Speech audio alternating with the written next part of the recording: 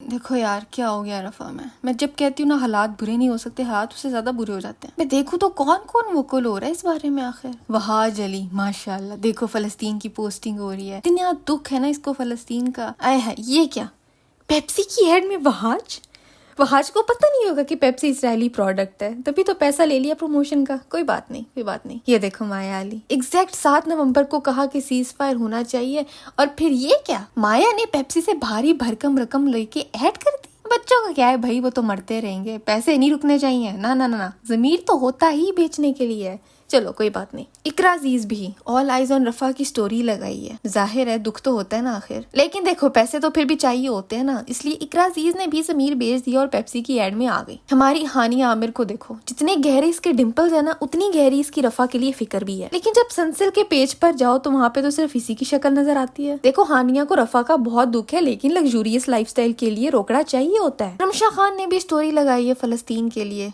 और इसकी दूसरी पोस्ट ही पॉन्ड्स की एड। इसको मुनाफिकत कहना चाहिए या बेशर्मी। यहाँ पे हम पीट रहे हैं कि इसराइली प्रोडक्ट्स का बॉयकॉट करो, इनको पैसा देना बंद करो, और हमारी ये मिलियन फॉलोअर्स वाले मिलियन रुपए लेके अवाम को कह रहे हैं कि ये चीजें देखो और इसको खरीदो। मस्त माल है, आग लगे बस्ती में, हम तो अपनी मस्ती में। हाँ ठीक है, डेली की कोई पोस्ट शेयर कर दिया करेंगे, अवाम को चुप करवा दिया करेंगे, एक्टिविज्म भी हो जाएगी, अच्छा इमेज भी बन जाएगा, हम कितने नरम दिल हैं ये भी साबित हो जाएगा। लेकिन पापी पेट का क्या करे जो हराम खाए बगैर भरता नहीं है। अब कोई कुछ कहेगा तो कह देंगे कि भाई ये तो हमारा प्रोफेशन है, हमने तो करना ही है, हम तो तकदीर में लिखवा के आए हैं कि हर वो काम करेंगे जिससे पैसा मिलता हो, हम तो मजबूर हैं। ऐसा तो है नहीं कि हमारे पास फ्री विल है, और ऐसा थोड़ी होता है कि हमें कॉन्ट्रैक्ट साइन करने होते हैं, वो तो अल्लाह की तरफ से बस आ जाता है तो कर लेते हैं। अवाम तो है ही वैसे भी जाहिल, उसने कौन सा हमारे ड्रामे देखना छोड़ देना या फिर हमारी फॉलोइंग जीरो कर देनी है, या हमें आसमान से उठा के जमीन पर फेंक देना है। ऊपर से हम कह रहे हैं कि फलस्तीन से हमदर्दी है, लेकिन अंदर अंदर से हम सपोर्ट इसराइल के साथ ही करेंगे। भाई जो हमें रोकड़ा देगा हमारी सपोर्ट उसकी तरफ है, इतनी सीधी सी बात है। बस चुपचाप करते रहो जो करी जा रहे हो। और ये ऑल आइज ऑन रफा वाला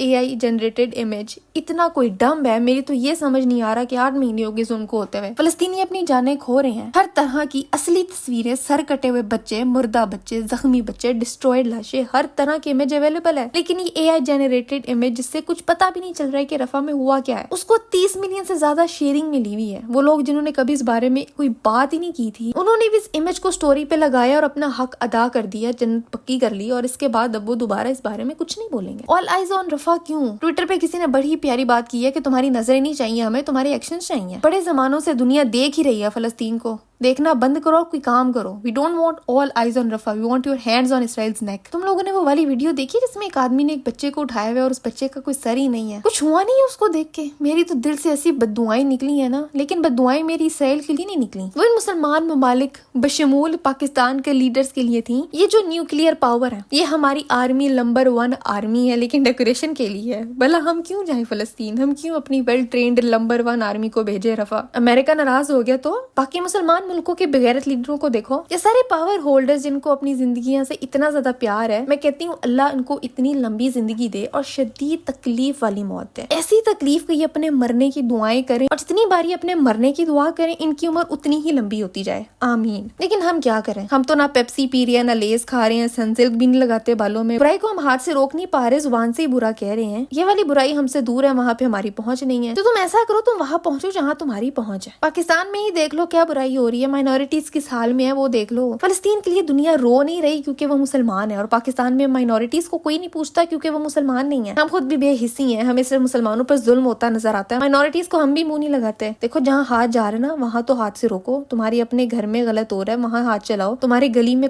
कोई कुत्ते को पत्थर मारे तुम उसको रोक लो। और हाथ चलाने का मतलब ये नहीं है कि अगले को धोना शुरू कर दो। खैर तुम बताओ, हमें अपनी नंबर 1 आर्मी से क्या करवाना चाहिए? इनसे ड्रामे बनवानी चाहिए, गाने गवाने चाहिए, साइड टेबल पे डेकोरेट करके रख देना चाहिए, OLX पे बेच देना चाहिए? मुझे कमेंट्स में लिखो। और आज के लिए बस इतना ही था। मैं मिलूं तुमसे अगली वीडियो में एक नए टॉपिक के साथ।